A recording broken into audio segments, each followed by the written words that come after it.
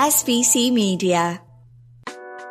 Welcome to the iGaming Daily Podcast, analysing the news from the betting and gaming industry all over the globe, supported by Optimove, the #1 CRM marketing solution for the iGaming market.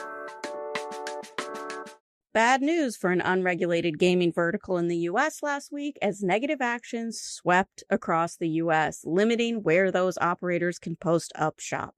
The New York legislature is the latest state government body to pass an anti-sweepstakes gaming bill. Plus, more states have sent out cease and desist letters to sweepstakes operators. We're going to break down the latest round of action against the sweep sites and talk about why suppliers should be very concerned on today's episode of iGaming Daily. iGaming Daily is brought to you by Optimove, the #1 CRM marketing solution for the iGaming market. I am Jessica Welman, managing editor of SBC Media, joined by Charlie Horner, media manager for SBC. And Charlie, I go away to Canada and people are calling it Black Tuesday, because all of these things kind of went down on Tuesday last week. Did it seem as dire on your end? What happened to sweepstakes operators over the course of last week? I mean, it certainly was big. It was certainly a lot to take in, but it's not quite the what was it? The Black Wednesday in poker terms. Black Friday in poker. Yeah, so I don't think it was quite that level.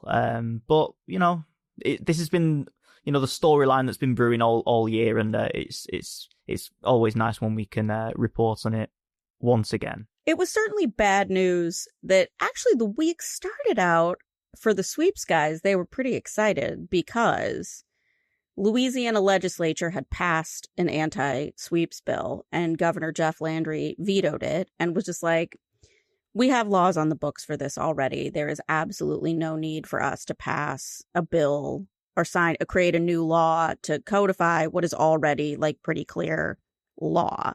For context, he was the Louisiana Gaming Control Board and the Attorney General's office, which is where the LGCB is housed under. They have this under control.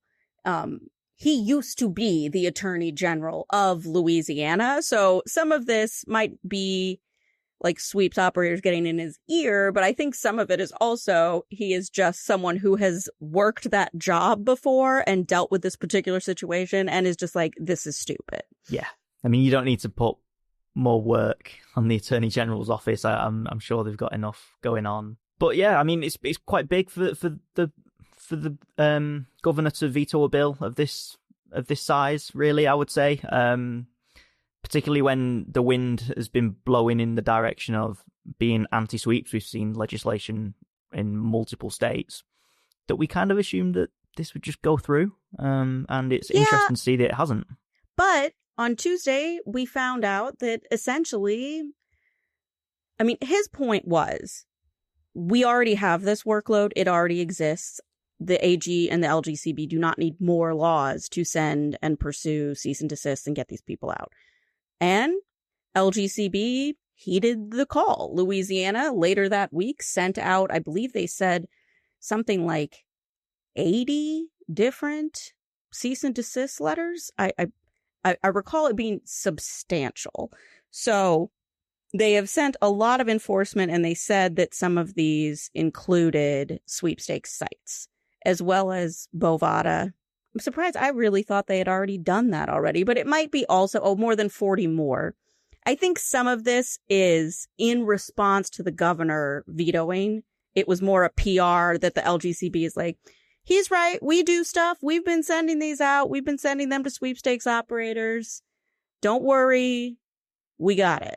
Yeah, definitely. I was going to say that I think either the governor has had a quick word with the LGCB and said, look, guys, we need to do something, or we need to be seen to be doing something, or the LGCB has had an internal conversation and said, yeah, we need to look like we've taken some action and we need to get a press release out there. So, it's interesting that the action came just days after the bill was vetoed. Some of it, too, is Michigan, as we all know from our inbox, their regulator sings loud and proud every single time they send these to anybody. Other gaming commissions are less vocal about the C&Ds that they send, Sometimes because, it's a quiet way to get people to leave. You are like, we're not going to blow it up, but like, please leave the party. Like the overserved guest at the party. You're just like, I don't want to make a scene, but can you find the door? Some of it too, though, is because like sometimes they don't leave. Such as the case. So Mississippi Gaming Commission also announced that they were sending more cease and desist orders to what they deemed were operators in violation of the law in the state. But I sat in a Nickel Geese audience roughly a year ago and listened to the executive director of the Mississippi Gaming Commission, Jay McDaniel, say, we sent Bovada a letter and they didn't do anything. They just stayed put. So I don't know if it carries the same muster as maybe the Louisiana one or the Michigan one has. Yeah, it does make you question how much sway these regulators have in terms of just getting the message through and getting these people to stop operating. And it also makes you think, well, should Louisiana, should the governor have signed the bill? Because it gives a little bit more power, a little bit more optics to the regulator, to the state to take more action against these sweeps. If we're seeing from prior experience in Mississippi that you're not guaranteed that you're going to leave if you send them a cease and desist note. Yeah, I mean, I think the concern with the Louisiana one is the concern everybody's kind of expressing, which is it's an I'm such a broken record. It's an extremely difficult task to adequately define sweeps in a way that does not inadvertently bring in other social gaming entities. So his point was just like, let's not create that mess and let's just deal with the like somewhat lack of clarity of the law as it's written itself. What was interesting at Nickel Geese that McDaniel made a point about, and it goes back to what we were talking about the other week, though, I don't think either you or I think of Mississippi as like a giant market in the United States, but it is a market that does only have retail sports betting. There are casinos in Mississippi, but they are like strategically in like riverfront kind of places. So most of the state doesn't have the easiest of access to get to Biloxi, Tunica. These are also like situated right on the borders, and it's more about getting people from like Memphis, Tennessee to pop over or New Orleans to pop over. And his point was, Bovada's not going to leave because Mississippi's an important state for them. I'm curious to see what the sweeps operators do, because we were talking about New York and we were both surprised that people kind of conceded that state, but that's a state where you can pop over to Pennsylvania, you can pop over to New Jersey, you have lots of access to it, that maybe Mississippi is one that the sweeps operators like the offshores are going to be like, oof, that's a bigger chunk than we want to give up. It's an interesting perspective. Yeah, I hadn't really flipped the switch on our New York discussion, really. How dare you not have intimate knowledge of the geography and casino layout of Mississippi, Charlie? Yeah, we're going back to the everyone's favorite segment from a couple of years ago, where Charlie is not American. Yeah, I do love Charlie. We got to bring it back every once in a while. A nice little callback. Yeah, so we will see what happens with these and with the cease and desists. Let's take a breather now that we've gone down south, and let's come back from break and discuss what is going on in New York. SBC Leaders connects the gambling industry's top-tier operators and associations to share the best ideas, collaborate on solving the biggest issues, and push innovation throughout the betting and gaming industry. If you're an operator and want to join the discussion, visit sbcleaders.com for more information. Welcome back to iGaming Daily, where we are recapping a really rough week for the sweepstakes industry. They thought they had a win and a veto. They also potentially have another ban coming their way in New York, as the state legislature has approved the bill and all it needs is the governor's signature. And there doesn't seem to be any real indication that she is going to veto it. As much as I understand that this is big news, they all already left. You know what I mean? Yeah, this is just signing a form for legalities rather than anything practical. If they've already, I think, Was it all of them, or was there maybe just one left? The big ones have left. I mean, and I know they were talking with New York Gaming Commission. I'm sure they were hopeful that there was an opportunity for them to come back. And now, as this is getting kind of codified into law, they have that opportunity has shrunk substantially. But yeah, like I'm sure there will continue to be bad actors in this space. And this is the thing with sweeps all the time. We talk about the big names and everything. It's the same as like DFS. There are people that are on as much of the up and up as you can be when it comes to an unregulated gaming site, KYCs, blah, blah, blah, AML. And then there are hundreds of little rinky-dink operations doing the same thing without such protections. Yeah. Yeah, that's it's interesting. In fact, I don't really have anything to add there, Jess. Yeah, I don't know who is still left. I'm sure there are some people. I think they want, you leave to be in the good graces of the New York State Gaming Commission, because the genius workaround to the fact that this decision is iffy and seems to cover bigger than what is sweeps by saying, oh, don't worry, the New York State Gaming Commission will just decide case by case what is and isn't okay. Which means if you are, say, a brick and mortar casino operator with a social casino partner or your own social casino with something that maybe technically fits in the letter of the law, you're probably going to be fine. Yeah, we've discussed this one in the past, haven't we? Where it's this is kind of susceptible to cronyism, mates getting their games passed. I mean, there's nothing to suggest that is what's happening, by the way. No. We should make that clear. I don't think the intent was ever for these social casinos to be captured in the definition. But you are giving a government-appointed group of people executive decision over this, which, just as someone who loves a black and white, I don't like. Mm-hmm. Personally. Yeah, and just checks and balances and just, public office, making sure everything's on the up and up. I think we should probably move away from that. Here's the other thing that I think will be of serious interest to our listeners in particular. What is different from this bill than the other bills is that it is now illegal to supply sweepstakes casino operators face with operations in New York. This includes affiliates.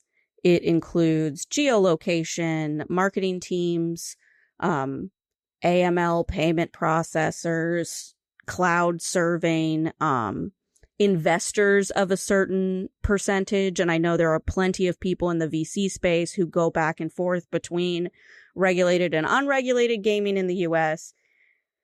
Now, granted, these operators, as we said, largely pulled out, but for this, I think that is the bigger news than the fact that the bill went through. Yeah, I think this is huge. And I've had conversations with a few different people, actually, who've suggested that this is the way that you sort of crash out of the black market or unregulated sector, is that you go hard on the suppliers. Because if you're running the risk, if you're a payment processor and you're running the risk of losing your license for the regulated market, if you're supplying these unlicensed actors, that's going to sway your decision, and you're probably not going to supply that unlicensed operator. And if none of the other payment processors do it, then how does the unlicensed operator take payments? And that's the key. I think if regulators and lawmakers are really serious about tackling these problems, then that's probably the route to go down.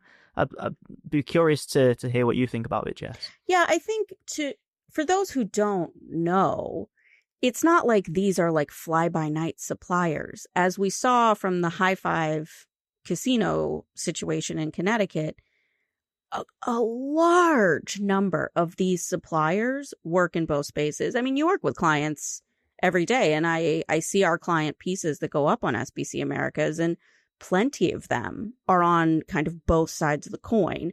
There are, the light and wonders. That's a whole other can of worms that Play and Go doesn't dip their toe in sweeps, but most people do both.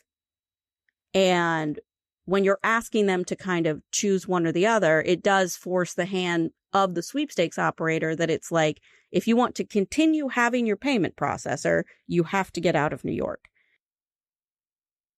Yeah, it's the ace up the sleeve of the policymakers and the regulators. Yeah, really curious to see where this one goes, and also very interested to see if any other jurisdictions have similar ideas, because that could have significant ramifications. According to the argument between Victor Rocha and Howard Glazer at Light and Wonder, I don't know who is the louder sweeps opponent, but according to a post on LinkedIn from Howard Glazer, a bill from a group of tribes, including CNIGA, which is the California tribal group, is going to largely replicate the language of New York to implement the same thing in California. Now, this would be huge. I, especially as a former affiliate, want to draw attention to the affiliate piece of this. As we all know, right now, North American affiliates are struggling immensely in saturated states, which have been alive for a couple of years with sports betting and stuff. Signups and stuff are hard to come by. They've all said on their earnings calls, the bread and butter now is Texas, California, Georgia sweeps. I am very curious to see what the affiliate industry does about this bill, because if you're Katina and you've already laid off 75% of your staff or whatever it is, you lose California sweeps revenue. I don't know if you can continue. Yeah, that's the scary part of this. I work with and talk to affiliates quite a lot, and yeah, North America has been a notable struggle, and if you're taking away the last bit of juice that they've got, yeah, it's difficult to see how the North American industry continues moving forward. If this comes to light and it passes. Yeah, and this is one too that, like, none of these suppliers have licenses in California to jeopardize, or regulators. I mean, they have a regulatory body, but there's no online really, you know? So they don't have anybody to piss off. They're not going to piss off the New York State Gaming Commission the way they would if they actively went against this bill. That in California, I think you're going to see the gloves come off on a certain amount of people, and the lobbying power get exerted, not just from the sweepstakes sites, but from, the affiliate association and that sort of thing, because now you have nothing to lose.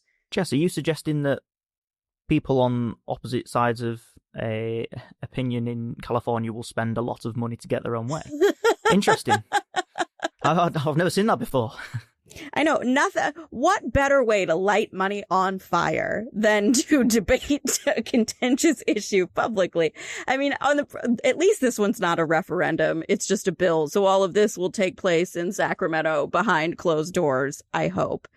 Yeah, but I do think that is like entirely different stakes there. It's not the same as New York, where, you pull out because there are regulated people and that sort of thing, and maybe it's not that big a market. California is a huge market, and I think you will see people fight back. You may actually finally see a lawsuit from somebody that this, if it were to get anywhere, isn't legal, because you lose that, you lose basically the base of the pyramid. So that being said, the California legislature is a hot mess dealing with a lot of things. Do I think this is high on their to-do list? No. So we'll see where it goes. But until I hear about a hearing or something, I assume this is just, we're going to introduce it, because all you have to do is get one lawmaker to say, sure, let's introduce it. But whether it goes anywhere, that remains to be seen. Yeah, I mean, it's more of starting the conversation, and maybe that one doesn't get resolved this time round, but maybe in future years it's something that people come back to. But one to keep an eye on. Yeah, we will be keeping an eye on it. We will, once the bill gets actually language up on the site, or up on the legislative site, we will cover it on SBC Americas, as we will with all of the other legislative news.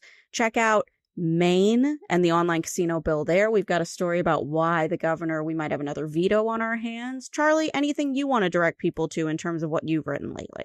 Sure, we've had a few features going out on iGaming Expert recently. The underlying theme is about promotions, retention, gamification, that kind of thing. So I'd like to point people towards one I did with Calamba Games, talking about their expansion in Europe and Latin America and how promotional tools are playing a big part in that.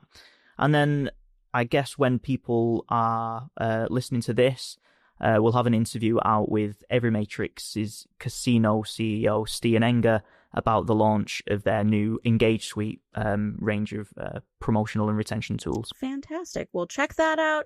Check out SBC Americas and the other sites in the SBC network, and check back in for another episode of iGaming Daily tomorrow. Thank you for listening to today's iGaming Daily podcast, supported by Optimove, the #1 CRM marketing solution for the iGaming market. If you want to find out more about some of the subjects raised today, feel free to explore any of the sites in the SBC News network or check out the latest edition of the SBC Leaders magazine. Happy reading.